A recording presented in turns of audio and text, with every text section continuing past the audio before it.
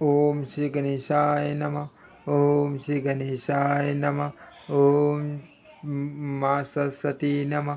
ओम माँ सरस्वती नमः। ओम श्री परमात्मने नमः। ओम श्री परमात्मने नमः। ओम नमो भगवते वासुदेवाय नमः। ओम नमो भगवते वासुदेवाय नमः। ओम श्री शक्ति नमः। ओम श्री शक्ति नमः। नारद पुराण उत्तर भाग महर्षि वशिष्ठ का मार्गदत्ता को एकादशी व्रत की महिमा सुनाना।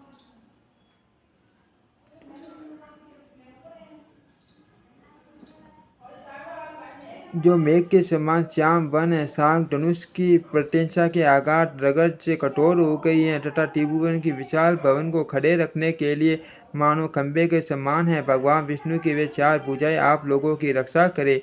भगवान श्री हरि के वे युगल सनार विंद हमारे अभिष्ट मनोरथों की पूर्ति करे। जो देवताओं और असुरों के मस्तक पर स्थित रतन में मुकुट घिसी हुई मणियों से सदा अनुरंजित रहते हैं। मांडरता ने वशिष्ठ जी से पूछा, द्विजोत्तम, जो भयंकर पाप रूपे सूखे या गीले ईंधन को जला सके, ऐसी अग्नि कौन है? यह बताने की कृपा करे। ब्राह्मण पुत्र विप्र शिरोमणि, तीनों लोकों में तीव्र ताप के निवारण का कोई भी ऐसा सुनिश्चित उपाय नहीं है जो आपको ज्ञात न हो।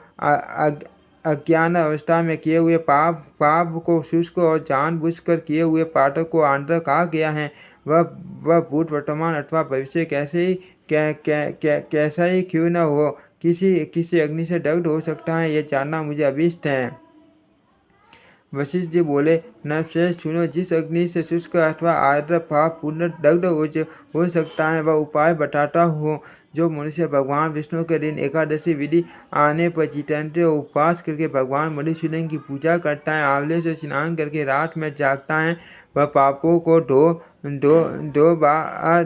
बा देता है। राजन, एकादशी नामक अग्नि से पातक रूपी ईंधन 100 वर्षों से संचित हो तो शीघ्र ही भस्म हो जाता है। नरेश्वर मनुष्य जब तक भगवान पंचनाभ के शुभ दिवस एकादशी जैसी तिथि को उपवास पूर्वक व्रत नहीं करता, तभी तक इस शरीर में पाप ठहर पाते हैं। शस्त्र, अश्वमेघ और सैकड़ों राजसूय यज्ञ एकादशी व्रत 16वीं कला के बराबर भी नहीं हो सकते। प्रभु, एकादश इंद्रियों द्वारा जो पाप किया जाता है वह सब का सब एकादशी के उपवास में नष्ट हो जाता है। राजन, यदि किसी दूसरे बहाने से भी एकादशी को उपवास कर लिया जाए तो वह यमराज का दर्शन नहीं होने देती। ये एकादशी स्वर्ग और मोक्ष देने वाली है, राज्य और पुत्र प्रदान करने वाली, उत्तम स्त्री की प्राप्ति कराने वाली तथा शरीर को निरोग बनाने वाली हैं।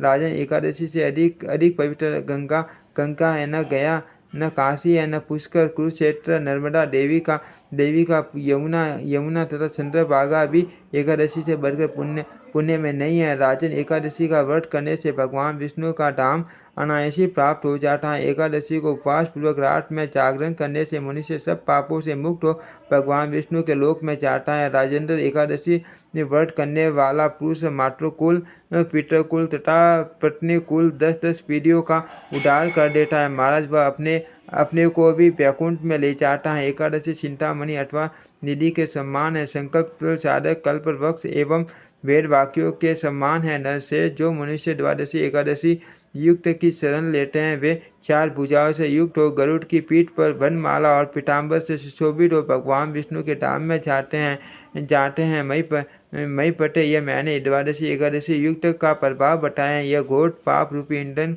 के लिए अग्नि के समान है। पुत्र पौत्र आदि विपुल योगों, अप्राप्त वस्तु अथवा भोगों की इच्छा रखने वाले धर्म प्राय मनुष्य को सदा एकादशी के दिन उपवास करना चाहिए। न से जो मनुष्य आदर पूर्वक एकादशी व्रत करता है वह माता के उदर में प्रवेश नहीं करता, उसकी मुक्ति हो जाती है। अनेक पापों से युक्त मनुष्य भी निष्काम या सकाम भाव से यदि एकादशी का व्रत करता है तो वह लोकनाथ भगवान विष्णु के अनंत पद वैकुंठ धाम को प्राप्त कर लेता है। ओम श्री शक्ति नमः। ओम श्री शक्ति नमः। ओम श्री शक्ति नमः।